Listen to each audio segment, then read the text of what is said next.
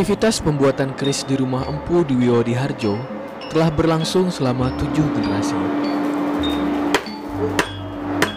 Bagi masyarakat sekitar, suara palu beradu dengan besi adalah tandanya akan muncul sebilah keris baru. Keterampilan membuat keris ini didapat secara turun-temurun.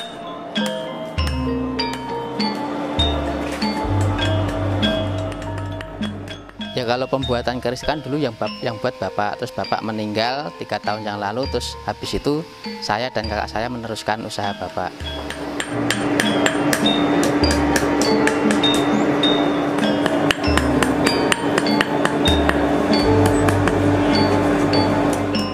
Ya sebelum membuat keris itu biasanya puasa 1 hari untuk syarat. Di samping itu juga itu tadi pakai ketupat sama kembang gitu.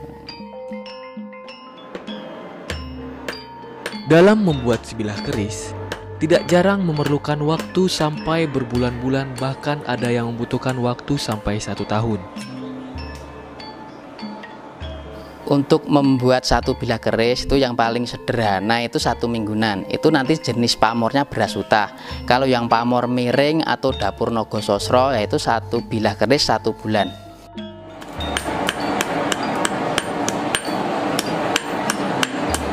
Untuk membuat keris yang berkualitas tinggi, pembuat keris harus memilah bahan terbaik dari besi logam terbaik. Kalau untuk membuat keris yang kualitasnya bagus, itu di samping bahan bakunya, juga cara nempanya harus teliti. Di samping itu kalau yang keris bagus itu biasanya dikasih emas. Jadi habis ditempa itu, terus baru dipahat, terus nanti ditempel emas, pakai emas murni. Penggunaan bahan meteorit yang berasal dari meteor yang jatuh dari langit akan memunculkan motif lipatan besi yang unik pada sebilah keris.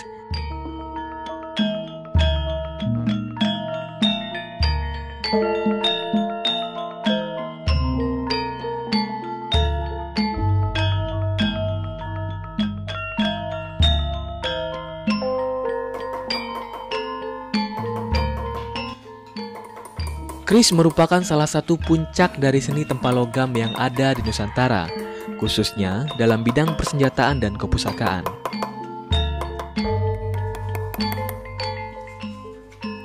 Keris sendiri diduga telah berkembang di Nusantara sejak abad ke-5 sampai abad ke-7, yang bersumber dari Jawa.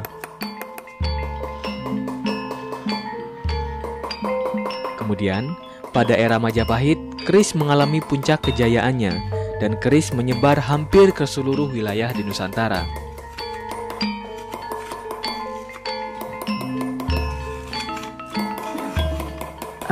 Keris itu punya nilai tersendiri.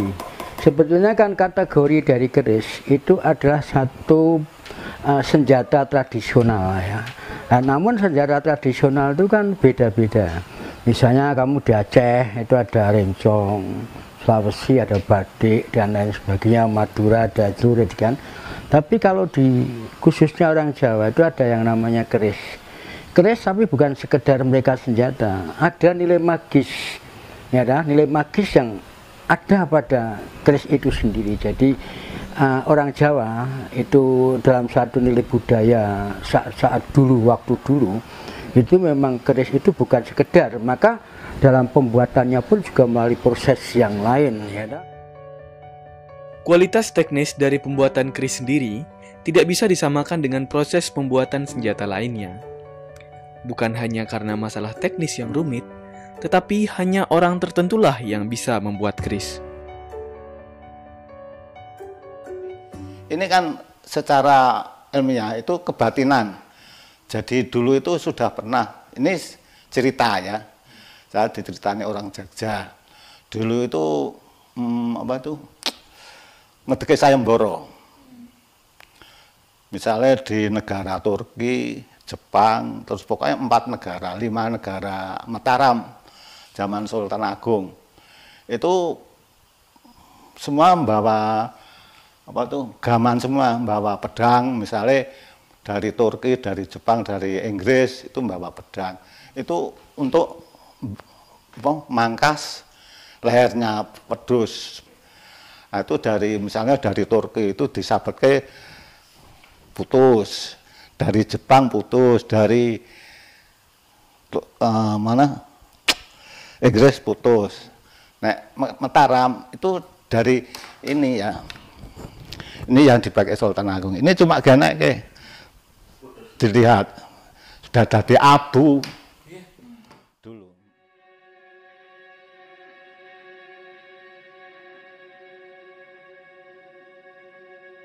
Keris sendiri banyak menyimpan kisah-kisah mistis yang tersebar hingga ke seluruh dunia.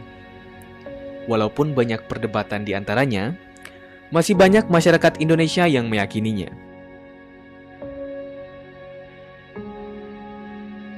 Oh, nilai magis itu banyak sekali. Itu sangat melekat dengan kepentingan. Ini lepas percaya atau tidak percaya ya. Tapi kan kita berbicara masalah budaya. Ya, berbicara masalah hal-hal yang lain.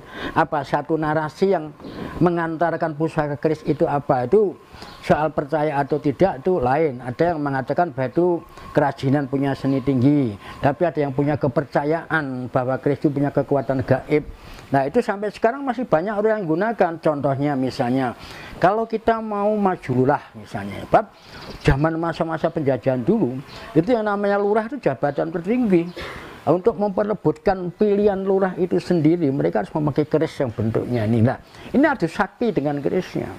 Kalau keris yang dipakai oleh calon itu lebih sakti, konon ceritanya mereka yang akan jadi. Dalam membuat sebilah keris, diperlukan pemilihan bahan yang cocok dengan si pemakainya. Mereka percaya, pemilihan bahan yang cocok dengan si pemakai keris akan menimbulkan kekuatan supranatural tinggi. Kalau untuk memesan keris itu biasa disesuaikan sama yang pesan. Biasanya kalau untuk pengusaha itu 13 gitu. Kalau untuk bahan bakunya hampir sama, Mas. Biasanya itu nanti cuma dikasih hiasan emas, itu yang membedakan seperti itu. Pusaka keris itu sendiri, yang memakai itu sendiri juga tidak sembarangan bahwa saya cocok dengan keris ini, saya cocok dengan keris itu, tidak. Bahkan ada klasifikasi tersendiri bahwa kan keris ini misalnya ini cocok untuk pegawai negeri, keris ini cocok dipergunakan untuk apa ya, untuk berdagang. Berdagang juga macam-macam. Kue dagangnya apa? Kamu dagangnya bersifat air, misalnya air masuk minuman dan sebagainya termasuk air. Enggak, kayu mungkin, kayu karena mebel dan sebagainya, itu akan sendiri-sendiri. Keris pada awalnya memang diciptakan oleh nenek moyang kita sebagai senjata tajam untuk membela diri. Dan konon kabarnya, pada zaman dahulu, keris memiliki daya magis yang luar biasa. Dan kepercayaan tersebut masih ada sampai sekarang. Keris dalam arti pusaka untuk orang Jawa itu punya nilai magis. Lebih dari itu juga punya kebanggaan-kebanggaan bagi seseorang yang menduduki satu jabatan. Konon adalah raja-raja itu pasti punya keris yang istimewa. Ya, dan kenapa? Kalau kita membuat senjata lain ya pembuatnya hanya itu saja. Tapi sementara kalau keris pasti seorang empu. Itu cara membuatnya John memakai perilaku ritual. Artinya mereka harus puasa dan sebagainya, harus mendapatkan satu wisik. Wisik itu semacam apa ya, semacam ilham. Ya, bahwa kamu harus begini, keris itu nanti begini. Bahkan konon ceritanya, waktu keris itu dibuat oleh seorang empu, mereka sudah bisa meramalkan. Ya, contoh bahwa keris ini nanti akan memakan korban sekian banyaknya. Contohnya, misalnya waktu itu adalah Ken Umang, Ken Arok, ya sampai ke Dedes Anusopati Tosjoyo itu mati dalam keadaan dengan satu keris saja, ya. Nah, inilah kadang-kadang bahkan itu tapi sudah diramal oleh sang empunya pada waktu itu. Wujud keris merupakan perpaduan hasil karya seni, sekaligus mengandung falsafah hidup yang mendalam. Keris juga kental dengan nuansa mistis yang menjawab pertanyaan mengapa tradisi keris tetap bertahan hingga sekarang. Tradisi keris adalah tradisi turun-temurun Semula, keris digunakan sebagai senjata tajam.